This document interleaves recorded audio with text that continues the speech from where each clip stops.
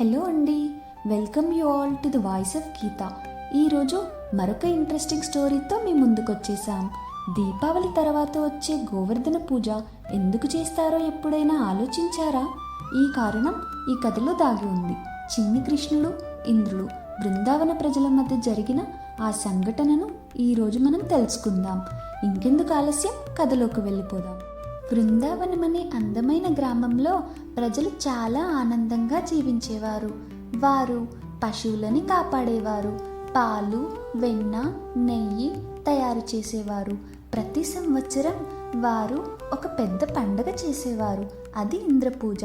ఎందుకంటే ఇంద్రుడు వర్షాన్ని కురిపిస్తాడు. వర్షం వల్ల పంటలు పండుతాయి, ఆవులకు మేత దొరుకుతుంది అని వారు నమ్మేవారు. అందుకే పాలు, నెయ్యి, తేనె, అన్నం లాంటి వస్తువులతో ఇంద్రునికి యజ్ఞం చేసేవారు. అలాంటి ఒకరోజు చిన్ని కృష్ణుడు తన తల్లిదండ్రులు పెద్దలను అడిగాడు, అమ్మా, నాన్న, ఈ యజ్ఞం ఎందుకు చేస్తున్నాం? నిజంగా మనకు అన్నం ఇస్తుంది ఇంద్రుడేనా? మన ఆవులకు మేత ఎలా దొరుకుతుంది? మన పంటలు ఎలా పండుతున్నాయి? ఈ గోవర్ధన పర్వతమే కదా మనకి ఆహారం, నీరు, గడ్డి ఇస్తుంది. అయితే మనం పూజించాల్సింది ఇంద్రుడు కాదు, ఈ పర్వతం కదా. కృష్ణుడు మాటలు విని గ్రామ ప్రజలు ఆలోచించారు. అవును, కృష్ణుడు నిజమే చెబుతున్నాడు అని అంగీకరించారు. ఇంద్రుని పూజ చేయకుండా గోవర్ధన పర్వతాన్ని పూజించేందుకు సిద్ధమయ్యారు. ప్రజలు పెద్ద ఉత్సవంలా గోవర్ధన పూజ చేశారు.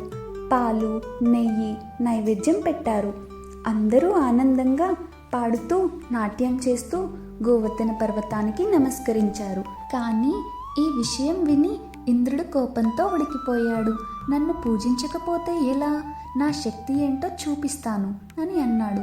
తక్షణమే మేఘాలను పిలిచి బృందావనం మీద గాలి, వడగళ్ళు, భీకరమైన వర్షం కురిపించాడు. బృందావన గ్రామమంతా నీటితో మునిగిపోవడం మొదలైంది. ప్రజలు భయంతో పరుగులు తీశారు. ఆవులు అరుస్తూ వణికిపోయాయి, పిల్లలు ఏడ్చారు.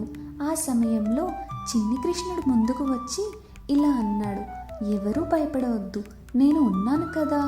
అతడు తన చిన్న వేలు మీద గోవర్ధన పర్వతాన్ని ఎత్తి గొడుగులా పట్టుకున్నాడు. అందరూ నా దగ్గరికి రండి, ఈ పర్వతం కింద అందరూ సురక్షితంగా ఉంటారు అని చెప్పాడు. ప్రజలు, పిల్లలు, ఆవులు, జంతువులందరూ గోవర్ధన పర్వతం కింద చేరి రక్షణ పొందారు. 7 రోజుల పాటు వర్షం ఆగలేదు. కానీ కృష్ణుడు తన చిన్నవేలు మీద పర్వతాన్ని గట్టిగా పట్టుకొని నిలబడ్డాడు. వర్షం ఎంత కురిసినా ప్రజలకు ఏమాత్రం ఇబ్బంది కాలేదు. అందరూ ఆశ్చర్యంతో కృష్ణుని చూసి, ఇవాళ మనకు జీవం దక్కిందంటే మన కృష్ణుడి వల్లే అని అనుకున్నారు. చివరికి ఇంద్రుడు తన పొరపాటు గ్రహించాడు. నేను అహంకారంతో తప్పు చేశాను కృష్ణ, నువ్వే నిజమైన దేవుడు అని నమస్కరించాడు. కృష్ణుడు అతన్ని క్షమించి ప్రజలతో కలిసి సంతోషంగా గడిపాడు. ఆ రోజు నుండి బృందావన వాసులంతా గోవర్ధన పూజ చేయడం ప్రారంభించారు. ఈ పండగను చాలా మంది గొప్పగా జరుపుకుంటారు. ఇదే అండి గోవర్ధన పర్వత కథ. Please like, share and subscribe for more divine stories. Thank you.